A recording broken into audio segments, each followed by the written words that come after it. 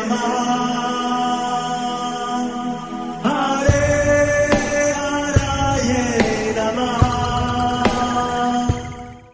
हरे कृष्णा जी, आप सबका बहुत बहुत स्वागत है। मंगलाचरण आरंभ करते हैं। ओम नमो भगवते वासुदेवाय। ओम अज्ञानतिमिरान्धस्य ज्ञानाञ्जनशलाकया चक्षुरुन्मीलितं येन तस्मै श्रीगुरवे नमः। नमः ओम विष्णुपादाय कृष्णप्रेष्ठाय भूतले श्रीमते भक्तिवेदांत स्वामिनिति नामिने। नमस्ते सारस्वते देवे गौरवाणी प्रचारिणे निर्विशेष शून्यवादी पाश्चात्य देश तारिणे। जय श्री कृष्ण चैतन्य प्रभु नित्यानंद श्री अद्वैत गदाधर श्रीवासादि गौर भक्त वृंद।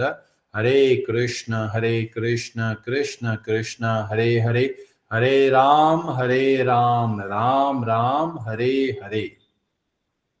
कार्पण्य दोषोपहत स्वभावः पृच्छामि त्वां धर्म सम्मूढचेताः। यच्छ्रेयः स्यान्निश्चितं ब्रूहि तन्मे शिष्यस्ते अहं शाधि मां त्वां प्रपन्नम्। भगवद गीता अध्याय 4 श्लोक नंबर 1 आरंभ करते हैं। ब्रजेश्वरी जी, आप पढ़ेंगे संस्कृत। हरे कृष्ण। श्री भगवानुवाच इमं विवस्वते योगं प्रोक्तवान् अहम् अव्ययम् विवस्वान् मनवे प्राह मनोरीक्षवाकवे अब्रवीत्। हरे कृष्ण। हरे कृष्ण। श्री भगवान उवाच, श्री भगवान ने कहा, इमम इस विवस्वते सूर्य देव को योगम परमेश्वर के साथ अपने संबंध की विद्या को प्रोक्तवान उपदेश दिया।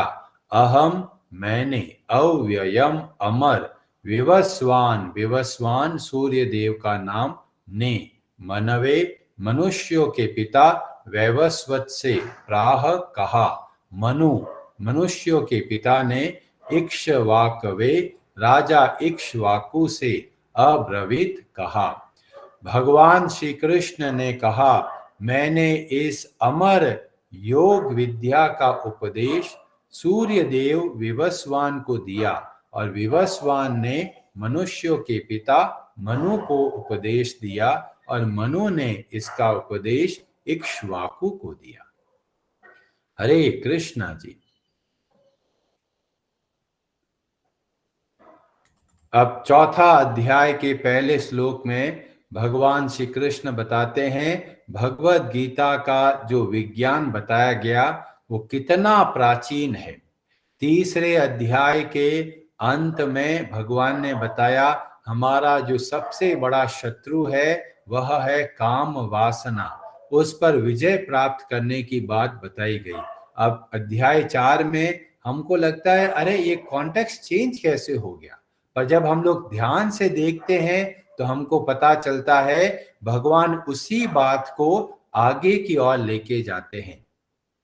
जैसे अगर परिवार में कोई व्यक्ति बीमार हो जाता है तो परिवार का जो मुखिया है उसको क्या करना है, उसको चाहिए कि जो बीमार हो गया है उसको किस तरीके से सही किया जाए।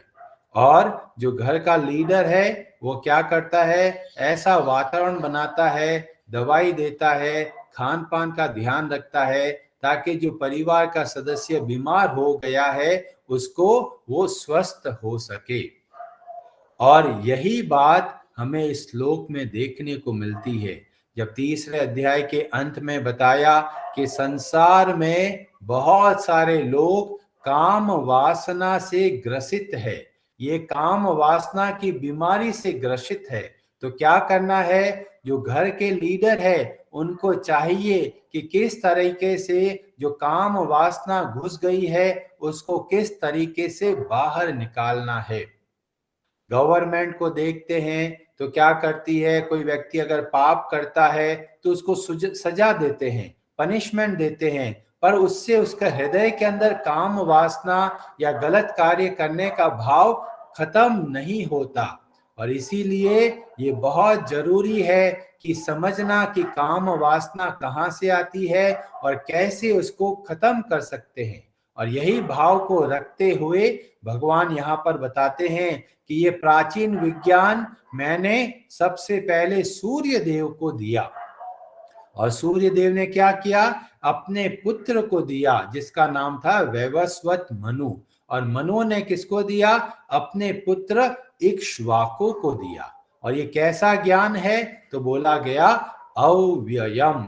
अव्ययम का मतलब जो कभी भी खत्म नहीं होता, जो कभी भी क्षय को प्राप्त नहीं होता। तो जितना प्राचीन भगवत गीता का ज्ञान है उतना के साथ में आज भी बहुत ही रेलेवेंट है, बहुत ही उपयोगी है। और इसको बोलते हैं अव्ययम। जैसे अगर 100 रुपया होता है, 100 रुपये खर्च हो गया तो 80 रुपये हो गया, 80 रुपये से 60 रुपये हो गया, तो इसको बोलते हैं व्यय। व्यय का मतलब है कि भाई खर्च हो रहा है। और अव्यय का मतलब जो कभी भी खत्म नहीं होता, समाप्त नहीं होता, जैसा का जैसे पहले था अभी भी वैसा का वैसा है। तो इतना प्राचीन ज्ञान मिला जो भगवान श्री कृष्ण ने कृपा करके इन राज ऋषियों को बताया। क्यों बताया, क्योंकि राजा जब कार्य करते हैं तो पूरी प्रजा को उनको एक आदर्श स्थापित होता है। और आदर्श स्थापित होता है तो प्रजा को भी पता चलता है कि जीवन को कैसे चलाना है। तो अगर प्रजा के अंदर काम वासना घुस गई है तो राजा का दायित्व है कि किस तरह से ऐसे लोग जो काम वासना से ग्रसित है उनको किस तरीके से बाहर निकाले। और राजा लोग क्या करते थे, ऐसा वातावरण बनाते थे अपने समाज के अंदर ताकि जो गलत कार्य करते हैं उनका धीमे धीमे हृदय शुद्ध हो। और इसीलिए हम सब के ऊपर भी एक बहुत बड़ी जिम्मेदारी है। क्या जिम्मेदारी है, कि खुद भी अच्छे से इस ज्ञान को समझे और साथ में अपने जो नेक्स्ट जनरेशन है और जो भावी पीढ़ी है उसको भी यह ज्ञान दे। जिस तरीके से हम देखते हैं सूर्य देव ने अपने पुत्र को ज्ञान दिया, उन्होंने अपने पुत्र को ज्ञान दिया। पर हम लोग देखते हैं कि आजकल माता पिता तो पूजा पाठ करते हैं, पर बच्चे लोगों को पूछो, बोलते हैं जी भाई तो बूढ़े लोगों का काम है जी, हमारे पास तो 100 तरह के और चीजें करना है, हम भगवत गीता को ज्ञान अभी लेके क्या करेंगे, बुढ़ापे में खोलेंगे ना भगवत गीता का ज्ञान। तो जब ऐसा सोचते हैं इसका मतलब उन्होंने भगवत गीता के महत्व को नहीं समझा है। माता पिता क्या चाहते हैं, माता पिता चाहते हैं कि अपने बच्चे मजबूत बने, बहुत स्ट्रांग बने। पर जब वो भगवत गीता का ज्ञान नहीं देते तो वास्तव में अपने बेटे को बेटी को कमजोर बना देते हैं। क्यों कमजोर बना देते हैं, क्योंकि जैसे ही घर से बाहर निकलते हैं पत्थरों की बरसात होती है। अब कई लोग बोलेंगे, अरे प्रभु जी कौन पत्थरों की बरसात करता है। पत्थर का मतलब है विपत्ति, दुख। दूसरे लोग जब हमको ठेस पहुंचाएंगे, हमारी भावनाओं को ठेस पहुंचाएंगे, हमारा अपमान करेंगे, हमको धोखा देंगे, हमारा जो स्वभाव का दुरुपयोग करेंगे, तो इस तरीके से हम हमारे मन को बहुत ठेस पहुंचाने वाले लोग मिलेंगे। और अगर भगवत गीता का ज्ञान नहीं लिया है तो वो लोग घायल होकर आएंगे। आप देखेंगे बच्चों को थोड़ा किसी ने कुछ बोल दिया, धड़ धड़ रोते रोते आते हैं। क्यों, क्योंकि उन्होंने अभी ट्रेनिंग नहीं लिया है, उन्होंने रक्षा कवच नहीं पहना है। और इसीलिए हर एक माता पिता को चाहिए कि अपने जो भी आश्रित है उनको भगवत गीता का ज्ञान दीजिए और इस ज्ञान के द्वारा सशक्त मजबूत बनाइए, ताकि जब बाहर के लोग उनको तकलीफ देने का प्रयास करें तो वो विचलित नहीं हो। वो उनके सामने कितना बड़ा एक रक्षा कवच पहन के रखेंगे कि संसार का कितना भी भारी पीड़ा दुख विपत्ति आ जाए पर वो कभी भी घबराएंगे नहीं। और इस बात को बताने के लिए भगवान जो शब्द का प्रयोग करते हैं अव्ययम, जो लोग सोचते हैं अरे ये तो बहुत पुराना ज्ञान है, अभी हमारे किस काम का, पर जब हम गहराई से देखते हैं तो ये भगवत गीता का जो ज्ञान है बहुत बहुत प्रैक्टिकल है। हम सब इस ज्ञान के द्वारा अपने आप को मजबूत बनाकर संसार में बहुत अच्छे तरीके से रह सकते हैं। और जैसे हम लोग देखते हैं न्यूज़पेपर उठाया, एक दिन पढ़ा, 2 दिन पढ़ा, तीसरे दिन क्या काम आता है? समोसा कचौरी रखने के काम आता है। क्या कोई वापस न्यूज़पेपर पढ़ता है? नहीं पढ़ता। क्यों नहीं पढ़ता? अरे अभी कुछ है ही नहीं उस न्यूज़पेपर में, क्या पढ़े? पर भगवत गीता के ज्ञान को देखे तो कम से कम 5000 साल से पहले से अभी तक लोग हर रोज इसका अध्ययन कर रहे हैं। इतनी अद्भुत बातें बताई गई, जीवन में परिवर्तन लाने के लिए जो आवश्यक ज्ञान है वो सारा का सारा ज्ञान हमको इस भगवत गीता के माध्यम से मिलता है। और जब जैसे जैसे हम भगवत गीता को समझते हैं हमको पता चलता है ये कितना अद्भुत ज्ञान है। और जब हम देखते हैं कि जो सारे वेद है उनके अंदर जो ज्ञान है वो बहुत अद्भुत है, समय के साथ में वह समाप्त नहीं होता। जितना उपयोगिता इस ज्ञान का इतने हजारों साल पहले था, आज भी यह भगवत गीता का ज्ञान उतना ही उपयोगी है। प्रभुपाद जी तात्पर्य में बताते हैं कि भगवत गीता भगवान श्री कृष्ण ने जब सूर्य देव को बोली तब लगभग 12 करोड़ वर्ष पहले यह भगवत गीता का ज्ञान सूर्य देव को दिया, और वही ज्ञान अब अर्जुन को दिया जा रहा है। और हमारा कितना सौभाग्य है, ऐसा अद्भुत ज्ञान हम हर रोज अध्ययन करने में सक्षम हो रहे हैं। हम अपने जीवन को बदल पा रहे हैं और बाकी लोगों को भी हम सहायता दे पा रहे हैं कि किस तरीके से वे अपना जीवन को सुधार सकते हैं। तो इसलिए हर एक माता पिता को चाहिए कि अपने बेटा को बेटी को ये ज्ञान अवश्य दे। पर बोलेंगे अरे प्रभु जी मेरा बेटा भी जॉब करता है, बेटी भी जॉब करती है, बहू भी जॉब करती है, बेटे लोग जो बच्चे लोग हैं वो स्कूल चले जाते हैं, कैसे उनको पढ़ाए?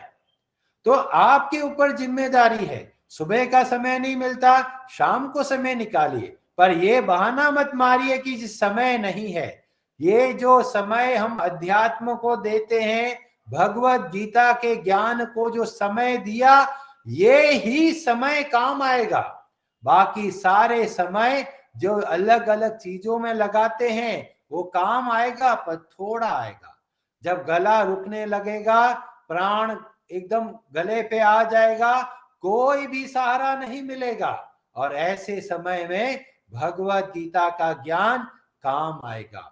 इसीलिए सबसे पहले अगर किसी को महत्व देना है तो वह है भगवत गीता के ज्ञान को।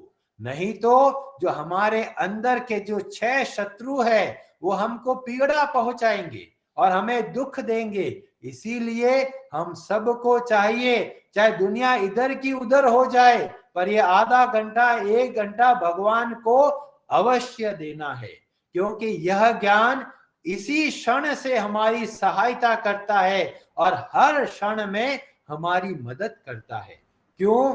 भोग कभी भी आ सकते हैं हमारे जीवन में, टेम्पटेशन कभी भी आ सकता है हमारे जीवन में, दुख कभी भी आ सकता है हमारे जीवन में, तो हमको तैयार रहना है। और तैयारी कहां से आरंभ होती है?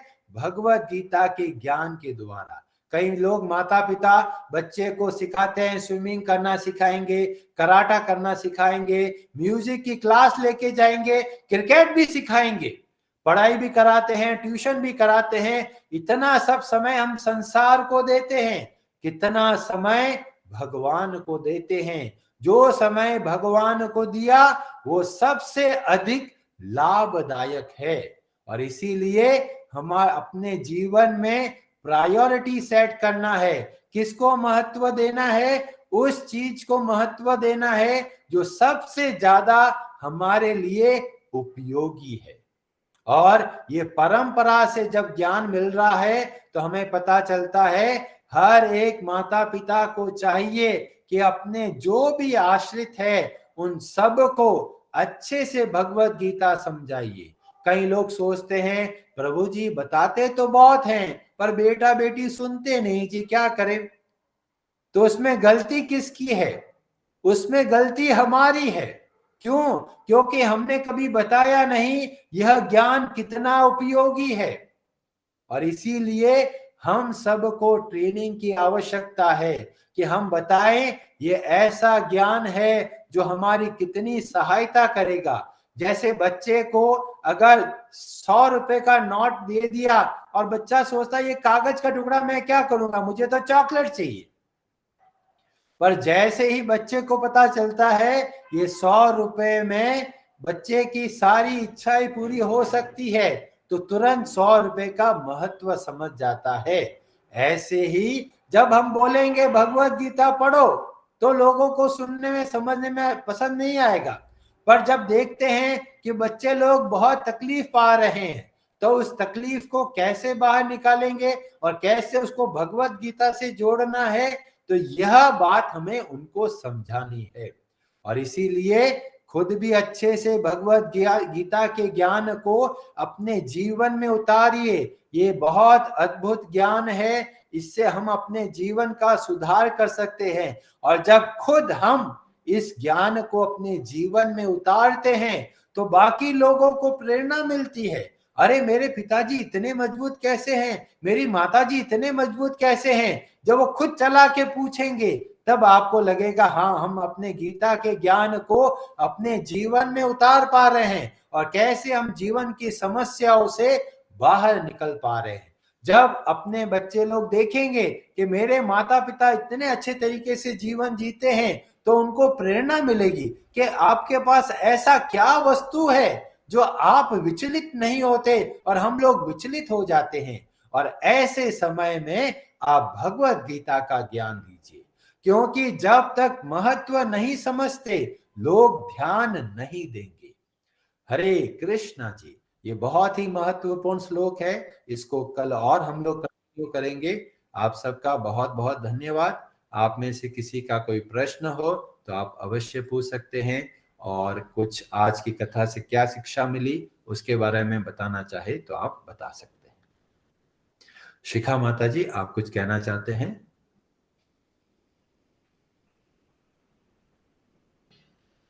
हरे कृष्ण प्रभु जी, मेरी आवाज आ रही है प्रभु जी? नेट थोड़ा लो है। हाँ जी, आ रही है आवाज।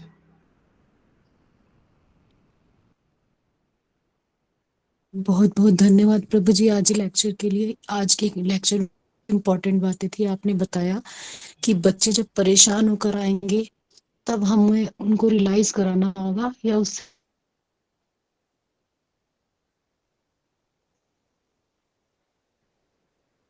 पहले, बस में आपसे मिलने से पहले जब भी मानसिक रूप से परेशान होते थे, बहुत तरह के कोर्सेज हैं मार्केट में आपको शांति, आपको मेंटली पीस के लिए मैंने बहुत सारे अटेंड किए थे और अब मुझे ये पता लग गया है कि वो बेसिकली गीता की ही बातें बताते थे। डिटैच रहना है, प्रेजेंट रहना है, इवन आर्ट ऑफ लिविंग वगैरह में इस तरह के बहुत कोर्सेज हो रहे हैं। तो हम लोग उनमें भटक के इतना करते हैं लेकिन हमें मूल पता ही नहीं होता कि ये सब ज्ञान कहाँ से आ रहा है। और आज आपके माध्यम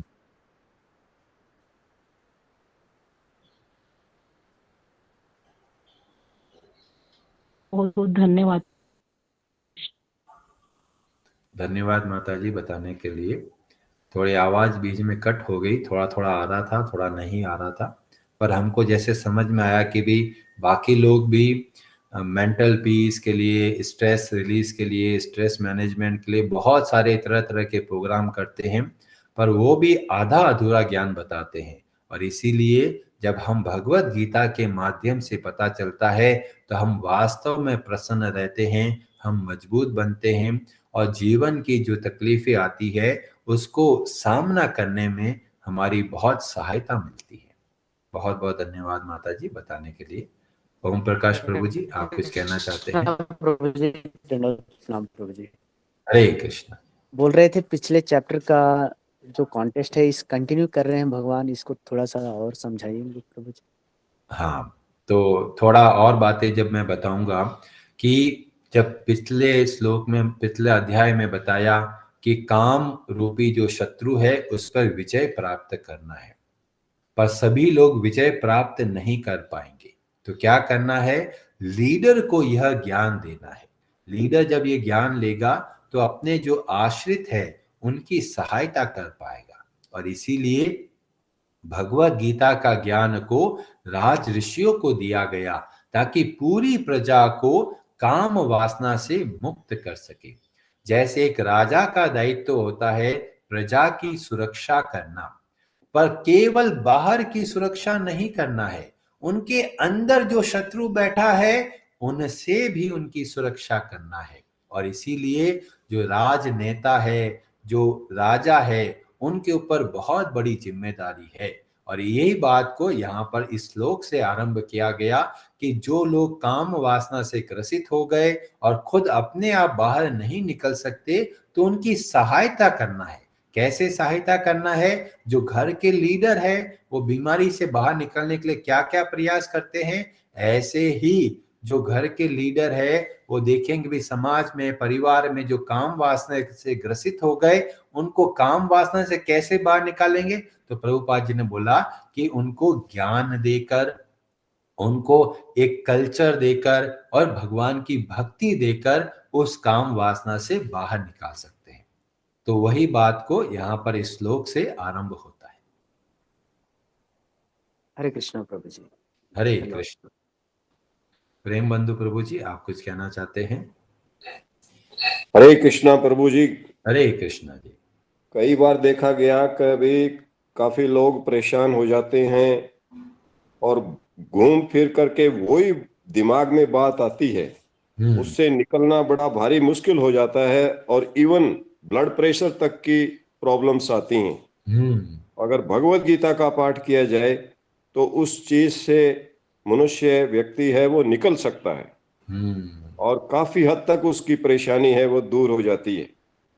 हरे कृष्णा प्रभु जी। हरे कृष्णा जी, बहुत बहुत धन्यवाद बताने के लिए।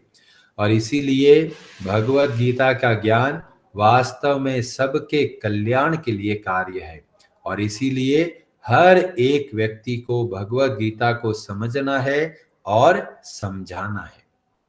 आप सबका बहुत बहुत धन्यवाद। कार्यक्रम को यहाँ पर विराम देते हैं। हरे कृष्णा जी।